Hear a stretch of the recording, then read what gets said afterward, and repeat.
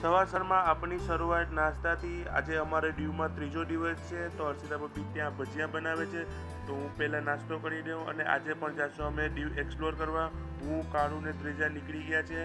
સૌપ્રથમ અમે પહેલાં બહારથી રિક્ષા બંધાવી, રિક્ષામાં 10-10 રૂપિયા લીધા, તો અમે પહોંચી ગયા દીવમાં ચા પીધી. પછી અમે ત્યાંથી ગયા અમે કુકડી, જ્યાં રિટાયર શિપ હતું તે જોવા ગયા. પછી અહીંયા 100-100 રૂપિયા ટિકિટ તો અમે ના જોયું. પછી અમે આવી ગયા ફોર્ટમાં પણ કિલ્લામાં પણ 100-100 રૂપિયા ટિકિટ હતી. પણ ફાઇનલી અમે કીધું કે ચલો આટલે સુધી આવ્યા છે તો આપણે જોઈ લઈએ.